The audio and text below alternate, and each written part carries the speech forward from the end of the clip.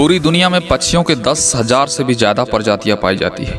सभी के वही 2 पंजे, 2 पंख और 1 गर्दन होती है, लेकिन इन्हीं में से एक ऐसा पक्षी जिसकी एक अलग ही पहचान है, जो आसमान का सीना चीर के हजारों किलोमीटर ऊपर 120 किलोमीटर प्रति घंटा की रफ्तार से उड़ता है, जो खुद के कई गुना अधिक वजन के शिकार को भी अपने पंजों में दबोच कर उड़ जाता है, और इसलिए उसे पक्षियों का राजा कहा जाता है, जिसे हम बाज के नाम से जानते हैं। और एक बाज इतना ऊंचा मुकाम हासिल कर पाता है अपनी ट्रेनिंग और अपनी पुनर्जन्म की वजह से। अगर आप भी इस दुनिया में एक मुकाम हासिल करना चाहते हैं तो एक बाज को बाज बनने की पूरी सफर को जानना बहुत जरूरी है, क्योंकि 25 से 30 की उम्र तक आने के बाद भी लोगों को रिस्क लेने से डर लगता है, लेकिन एक बाज की जीवन की शुरुआत ही रिस्क से होती है। जिस उम्र में बाकी पक्षियों के बच्चे सिर्फ ची ची करना सीखते हैं, उस उम्र में एक मादा बाज अपने बच्चों को पंजों में दबोचकर हजारों मीटर आसमान की ऊंचाई में उड़ जाती है, उसे यह बताने के लिए कि तेरा जन्म आसमान का सीना चीर के सबसे ऊपर उड़ने के लिए हुआ। तेरा जन्म पक्षियों का बादशाह बनने के लिए हुआ।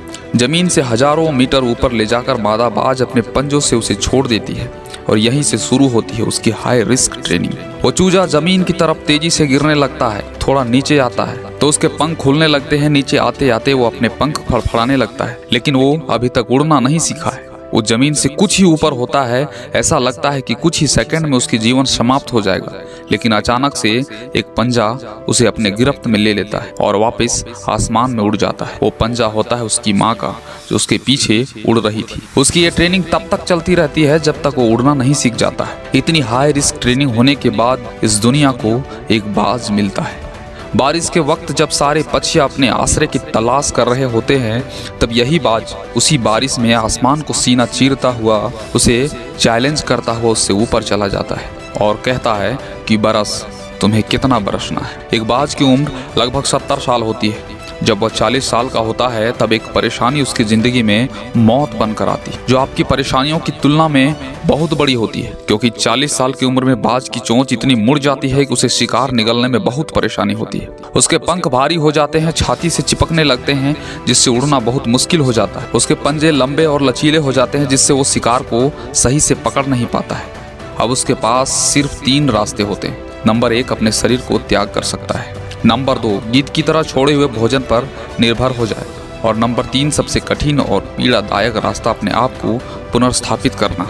लेकिन इसके बावजूद वह तीसरे रास्ते को चुनता है और अपने पास के सबसे ऊंची चोटी पे पहुंच जाता है और वहां अपना घोंसला बनाता है, और फिर शुरू होता है परेशानियों को जड़ से उखाड़कर आसमान में उड़ने का सफर। वो अपनी चोंच को एक चट्टान पर मार मार कर तोड़ देता है, लहूलुहान हो जाता है और इंतजार करता है एक नई चोंच आने का। उसके बाद अपनी नई चोंच से अपने पंजों को काट देता है और फिर इंतजार करता है एक नए पंजे उगने का। उसके बाद पंख को अपने शरीर से अलग कर देता है और फिर इंतजार करता है नए पंख उगने का। और इस प्रक्रिया में उसे समय लगता है पूरे 5 महीने का। इन 5 महीनों के कड़ी तपस्या से एक बाज का पुनर्जन्म होता है। वो फिर से तैयार हो जाता है आसमान का सीना चीरकर उड़ने के लिए।